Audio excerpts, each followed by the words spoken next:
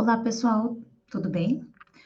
Então, em função do feriado, a nossa aula foi transformada em um pequeno vídeo para dar continuidade, então, aos estudos sobre o plano diretor da reforma do aparelho do Estado, onde a gente vai finalizar o conteúdo da aula anterior para gerar o suporte necessário de entendimento para a próxima aula, tá? Então, na próxima semana, nós vamos finalizar o estudo de gerencialismo, falando sobre algumas críticas e também, né, ou principalmente, expondo alguns modelos novos. Lembrando que na próxima aula presencial, normal, na aula posterior, aliás, que é o dia 27 de outubro, no dia 27 de outubro, vocês não têm aula presencial. Esta aula é um período que vocês possuem apenas para organizar o debate da aula de vocês, ok? Então, no dia 27, vocês têm um período livre para organização do trabalho final e também para estudar para a prova, porque vocês têm bastante conteúdo para a prova 2, né? Muitos textos. Diferente da prova 1, os textos vão aparecer, né, na prova de vocês, tá bem?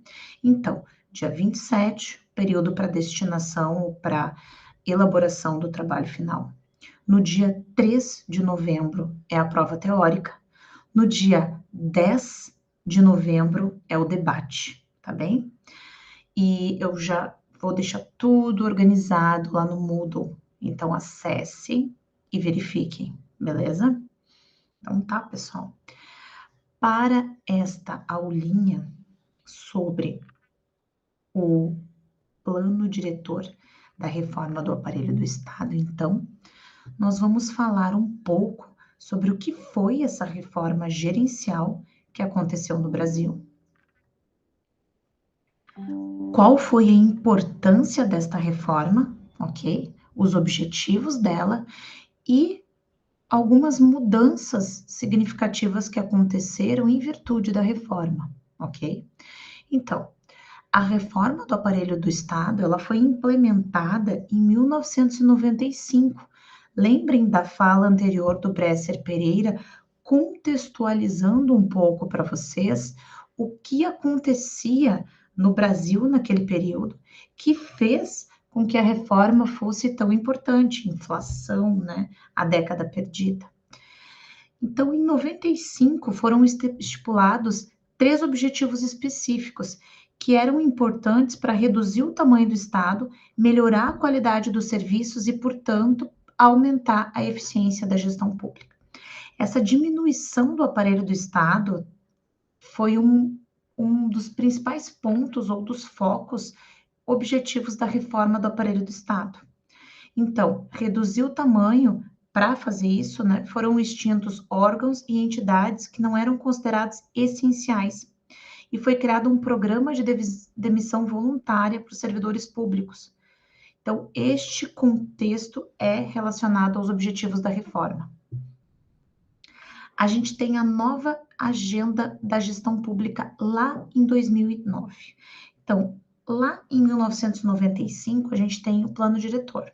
Ele muda a forma ou reorganiza a forma com que a administração pública presta os serviços públicos de saúde. Lembrem do trabalhinho que eu dei para vocês na disciplina, onde eu apresentei todas as formas de prestação de serviço público no Brasil com o aparato legal ali grudadinho, né, para vocês não esquecerem mais. Aquela forma de prestação de serviços públicos nasceu com o plano diretor da reforma do aparelho do Estado, né? A nova agenda da gestão pública, que foi lançada em 2009, que seria então uma proposta para aprimorar a gestão pública também. É importante deixar bem claro que ela é uma continuidade do desenvolvimento do plano diretor. O que acontece na gestão pública depois do plano diretor é uma continuidade da aplicação dele na administração pública. Então, um dos objetivos dessa nova agenda, segundo, né, vocês podem ler ela que está lá no nosso material da aula de hoje, um dos objetivos da nova agenda é melhorar a qualidade dos serviços públicos oferecidos. Então, para isso, são propostas novas medidas. A nova agenda de gestão pública, ela entra, então, com medidas como avaliação de desempenho, tecnologia, e a gente começa a discutir os primórdios da governança, que vai ficar lá no final da nossa discussão, como uma das novas formas de fazer a gestão pública no Brasil. Essa nova gestão pública, ou nova agenda da gestão pública, também possui princípios, né? Então, a nova agenda da gestão pública brasileira apresenta princípios que buscam uma gestão mais eficiente e eficaz do Estado. E é diferente da administração pública burocrática, porque ela é marcada, então, seria marcada pela rigidez e excesso de normas. A nova agenda da gestão pública brasileira procura uma maior flexibilidade.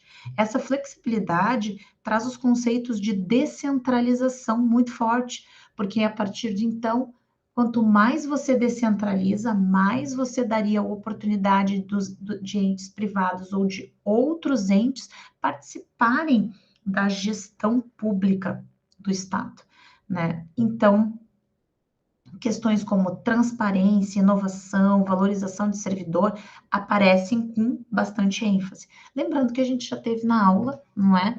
As críticas relacionadas a esse tema. Então, a gente entende um pouco esse processo. A gente tem, além da nova gestão pública brasileira, o anteprojeto de lei de organização administrativa, que é de 2009. Então, este anteprojeto também propõe mudanças, como a criação de uma carreira única para servidores federais, né? Com critérios bem claros de avaliação e promoção. Para quê? A ideia é tornar mais eficiente a gestão de recursos humanos, né? Além disso, previa a criação de agências reguladoras independentes com autonomia financeira e técnica para garantir a qualidade dos serviços prestados à população. Bem, a gente também já fez essa discussão, né, sobre essa dificuldade de funcionamento das agências reguladoras e sobre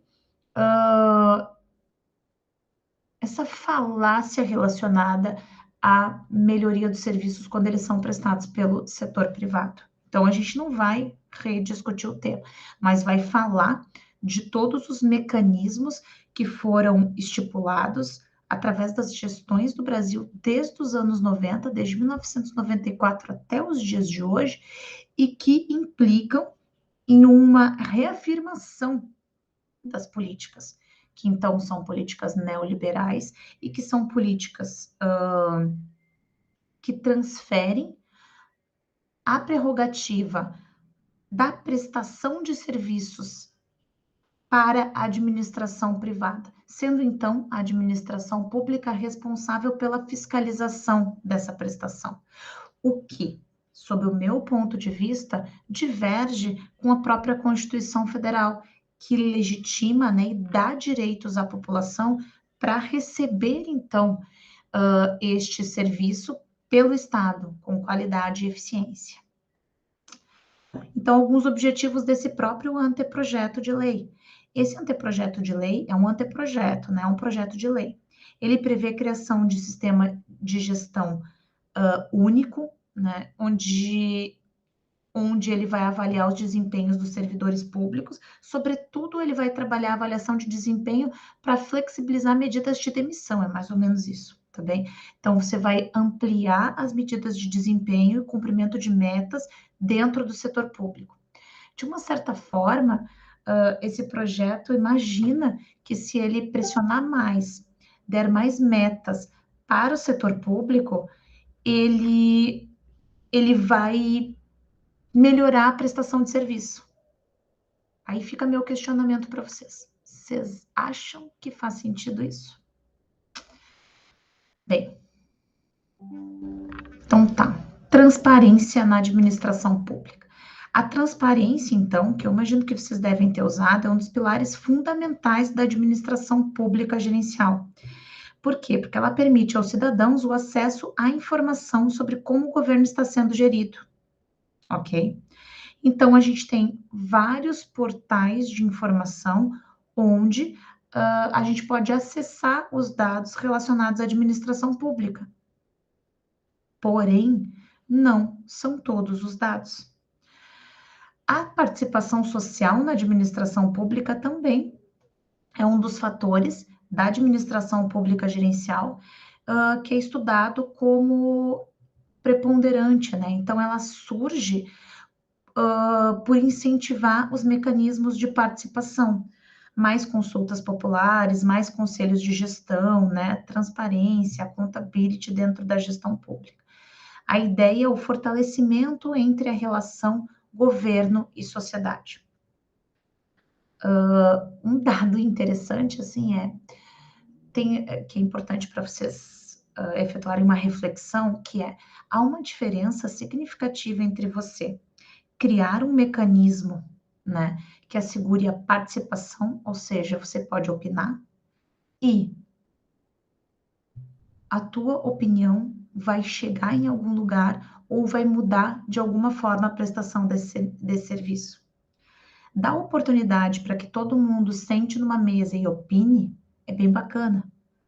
Mas se todo mundo senta, opina, mas não tem poder de vetar alguma política, não tem poder de reorganizar o orçamento, de fato, não faz diferença nenhuma aquela opinião, porque ela não é levada em consideração.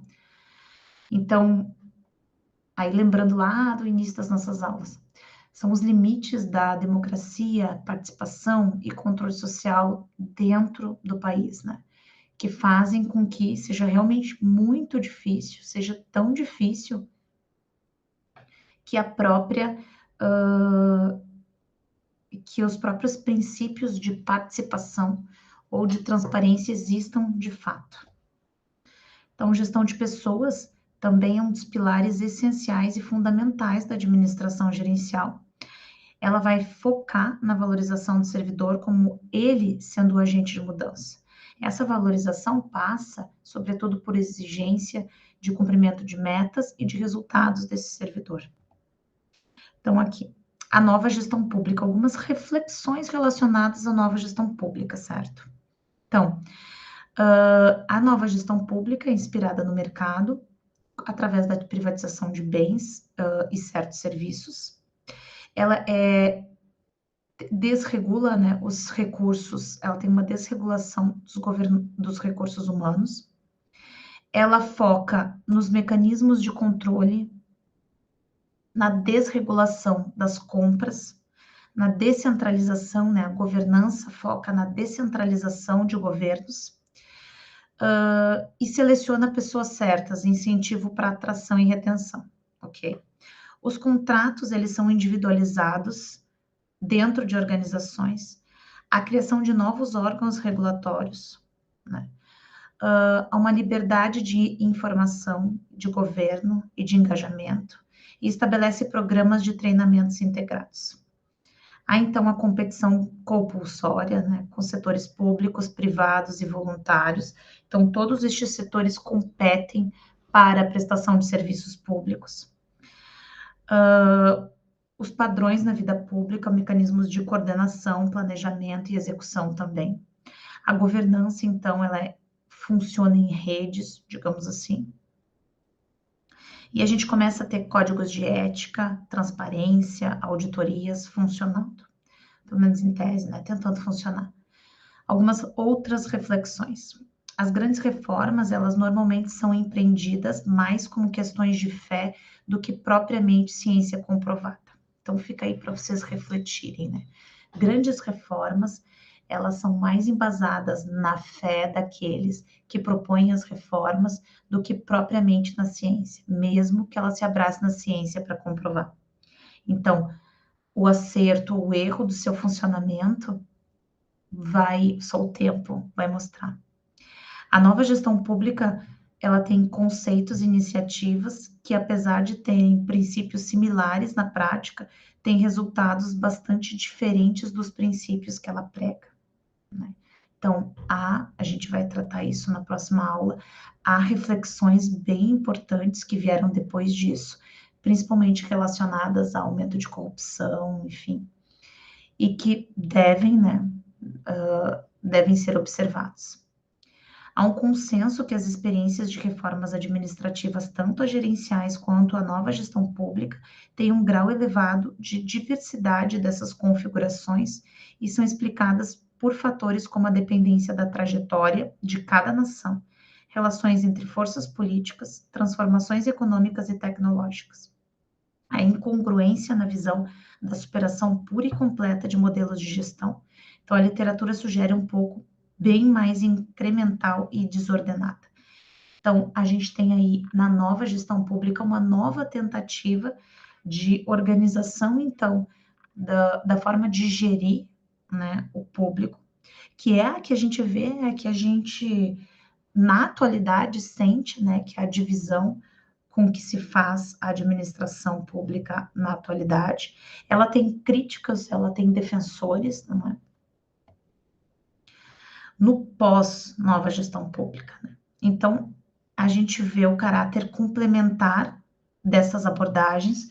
De certa forma, a gente nunca deixou de ter em algum momento no Brasil um pouco de cada uma dessas três abordagens, a patrimonialista, a burocrática e a gerencial. Elas não aconteceram em momentos distintos, né? E uma parou de ocorrer para que a outra acontecesse, elas aconteceram de forma concomitante até os dias de hoje. Então, a análise desse fenômeno, que é ambíguo, complexo e dinâmico, vamos falar que há um conjunto de tendências, né? E que essas tendências são esses princípios e diretrizes da administração pública e que, através das ferramentas de gestão, conseguem ser aplicadas em um modelo mais estático e bem delimitado, o que não é o que de fato ocorre dentro da administração, porque então nós estamos falando de um modelo que é dinâmico de relações sociais dentro de uma sociedade. Então, embora a gente espere que as mudanças que ocorrem sejam de caráter inovador, nem sempre elas acontecem assim de verdade na administração pública. Então, aqui algumas tendências, né, com relação aos princípios e diretrizes e os significados, né?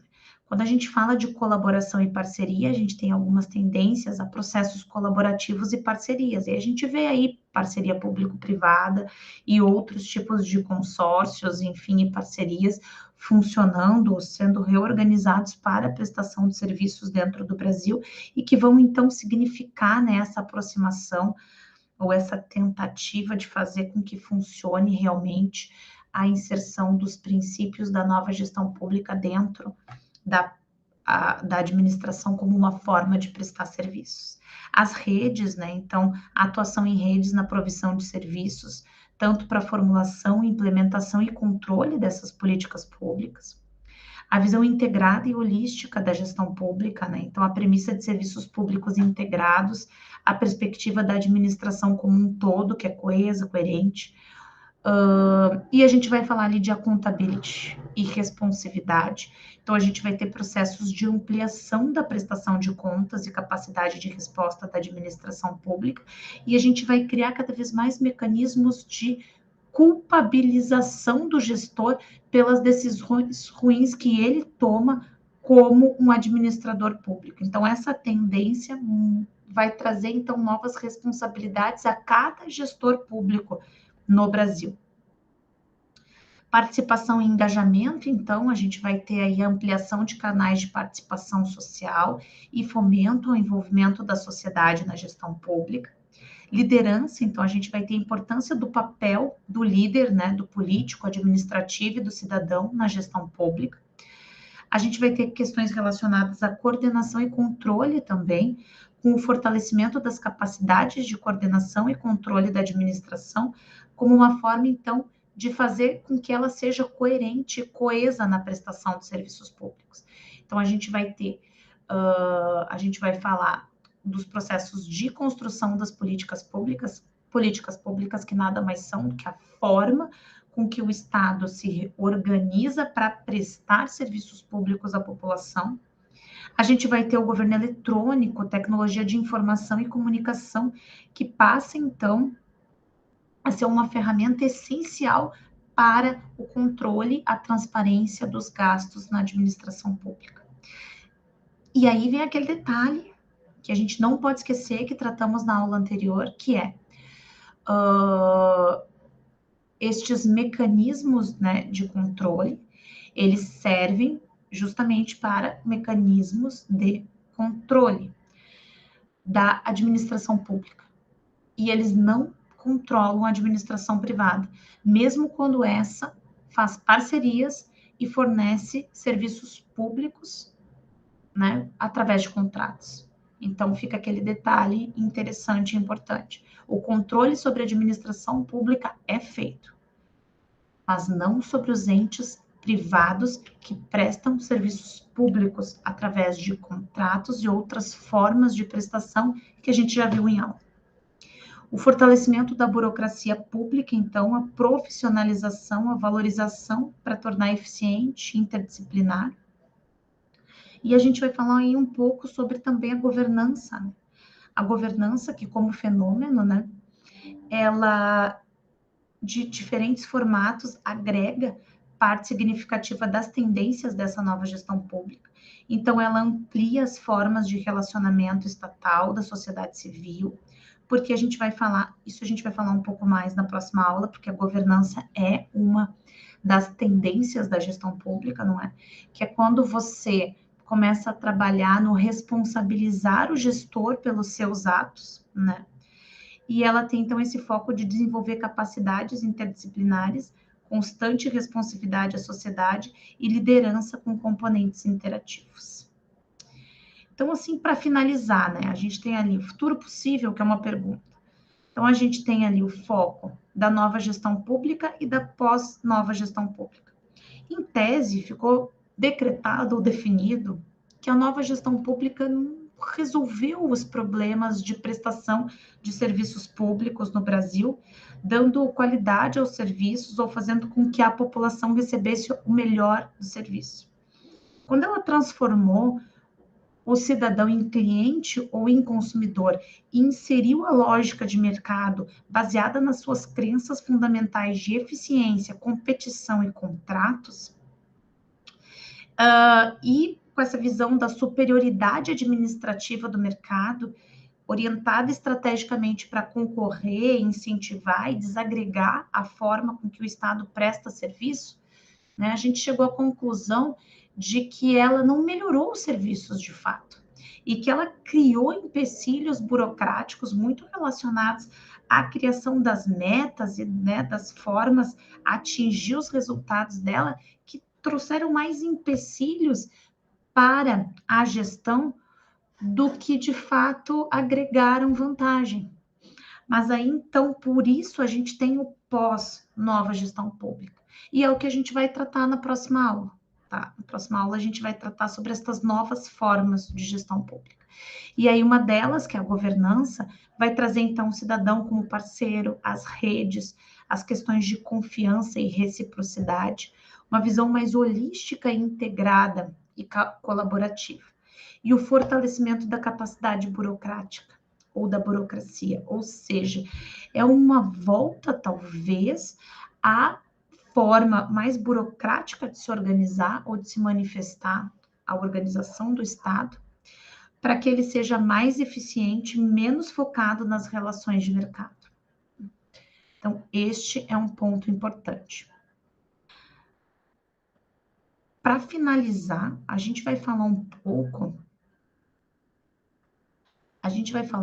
agora sobre, eu vou parar essa apresentação inicial, outra, a gente vai falar um pouco sobre as críticas relacionadas ao modelo burocrático. Elas também são importantes para vocês compreenderem, né, o funcionamento do modelo burocrático.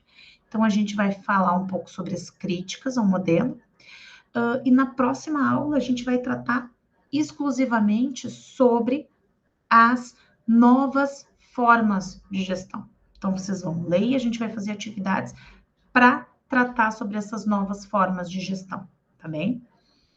Então, aqui eu vou abrir para vocês.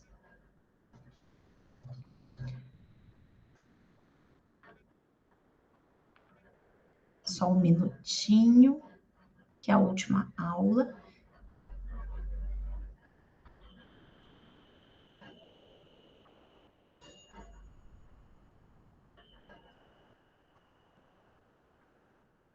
Aqui. Então, para finalizar, né, o tema da aula de hoje, que são as novas gestão pública, né, as críticas, a gente vai tratar um pouco sobre as principais críticas relacionadas ao modelo. Aqui a gente tem uma introduçãozinha de novo, né, à administração pública ou administração gerencial. Então, a gente vai falar um pouco das principais críticas relacionadas. Então, o foco excessivo na eficiência, em detrimento da equidade e da justiça social.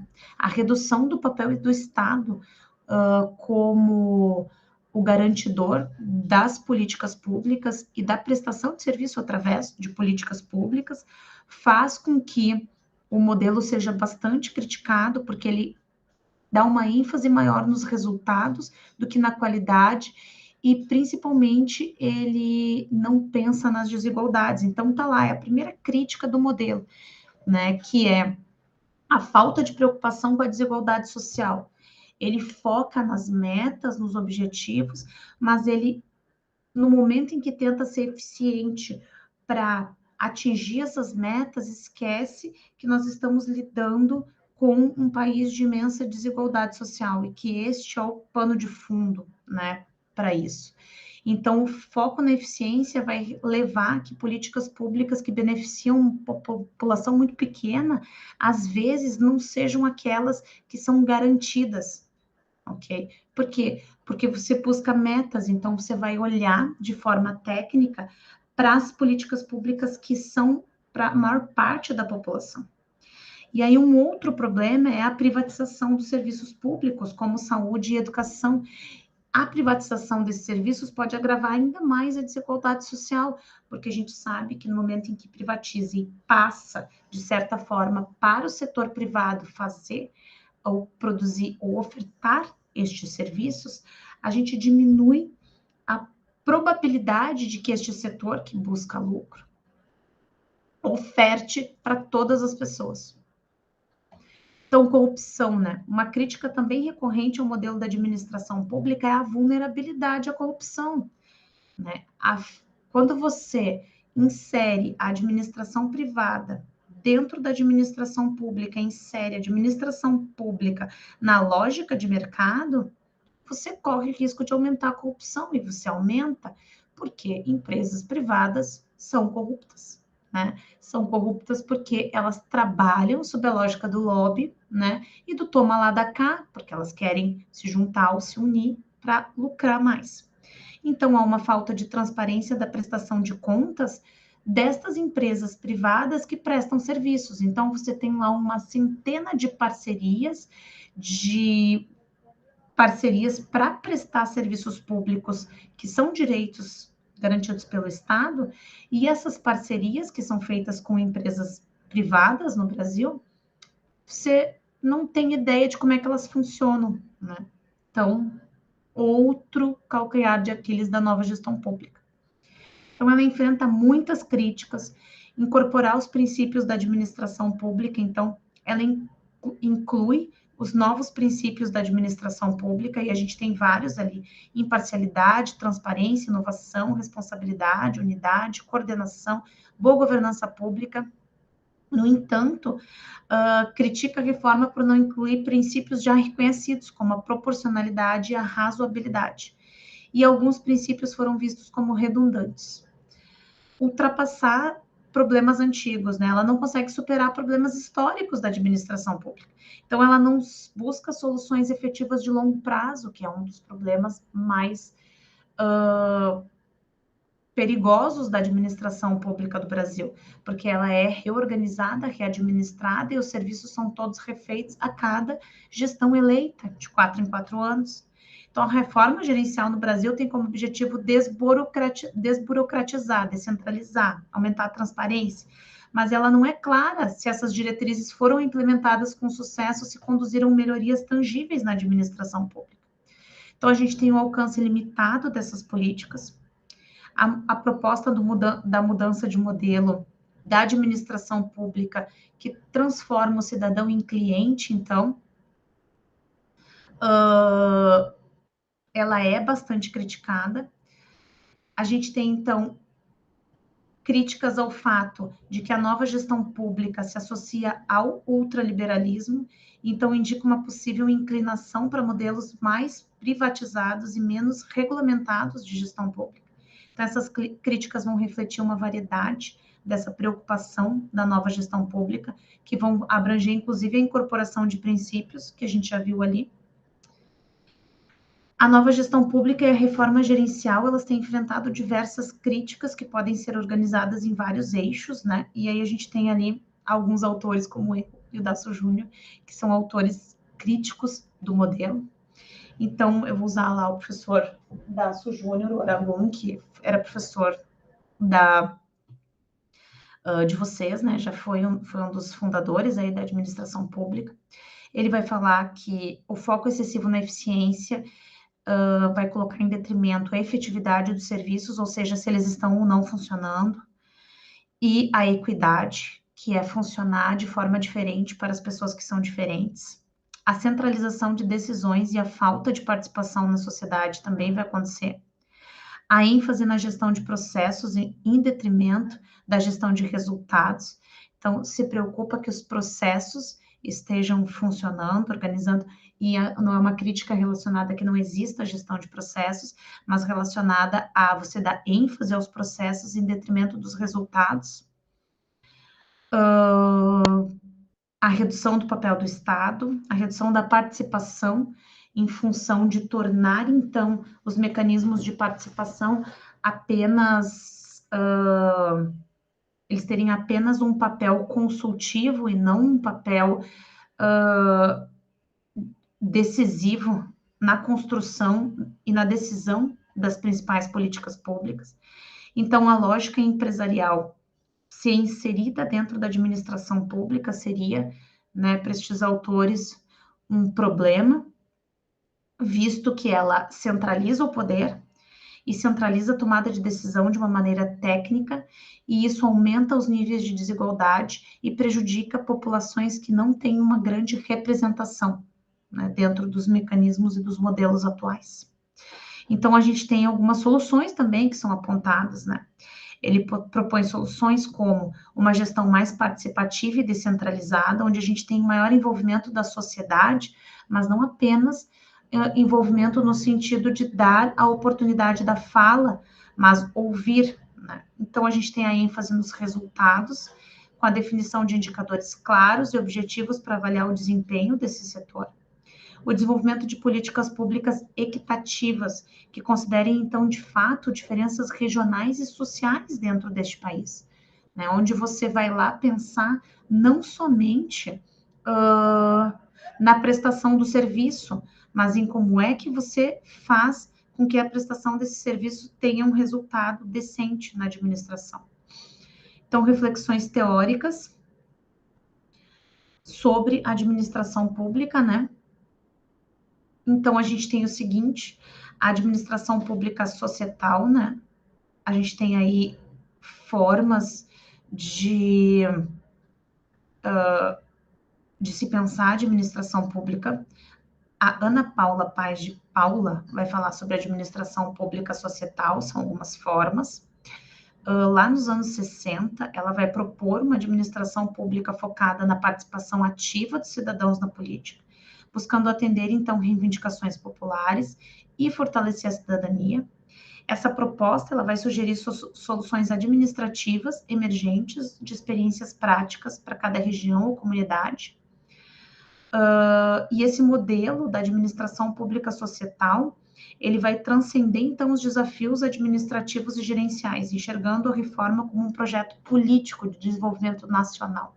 Então, essa já entra ali em novas formas, né, tendências relacionadas à nova agenda. A gente tem a nova agenda também, que é a proposta de um choque de gestão, que a gente já viu um pouco na aula anterior, mas que, embora seja uma nova agenda, que foi datada lá de 2009, ainda assim ela é uma agenda que traz os princípios da administração pública, né, como o foco. E a gente faz aqui no final uma comparação, né, entre a administração pública societal e essa nova agenda. Elas são propostas teóricas diferentes, de origem e foco, e elas têm como vão convergir para essa busca de maior participação, porque eles consideram que inserir uma maior participação seria o suficiente para fazer com que a gestão pública funcionasse de fato, né? Então, inserir questões relacionadas à participação e a dirimir questões relacionadas ao funcionamento da administração pública societal e da administração pública gerencial. Então, essa administração pública societal e essa nova agenda, elas vêm dizer que inserir o componente da participação seria um diferencial e ele faria diferença para que, de fato, funcionasse ou melhorasse a prestação de serviços no Brasil. Então, em alguns desafios aí, considerações finais, que as propostas discutidas, elas apresentam desafios para a implementação, inclui a necessidade de governos dispostos a alterar a estrutura estatal existente, criar metodologias e procedimentos que viabilizem as propostas, e o debate entre a administração pública societal e a nova agenda reflete a dinâmica e a complexidade da gestão pública no Brasil. Apontam, então, para essa necessidade de contínuas reflexões e experimentações na busca por modelos administrativos. Ou seja, a gente conclui que já tivemos várias formas de prestação, de organização da prestação de serviço público no Brasil ao longo dos anos, e que estes modelos, que são variados, que têm diferenças essenciais, né, na forma como prestam o serviço público, ainda não se encontraram ou não se tornaram o melhor modelo, o modelo ideal de prestação de serviço público no Brasil. Bem, na próxima aula, nós vamos finalizar as discussões relacionadas aos modelos, falando então de mais 2 modelos possíveis de prestação de serviço público no Brasil. Vamos retomar um pouco, né, tudo que foi dito na aula sobre administração gerencial, burocrática e patrimonialista. E depois disso, vocês vão se preparar para a finalização, né, que é o debate, nossa prova e o restante do semestre. Tá bem? Muito obrigada, pessoal. Bons estudos. E qualquer dúvida, não deixem de me chamar. Beleza? Tchau, tchau e bom final de semana.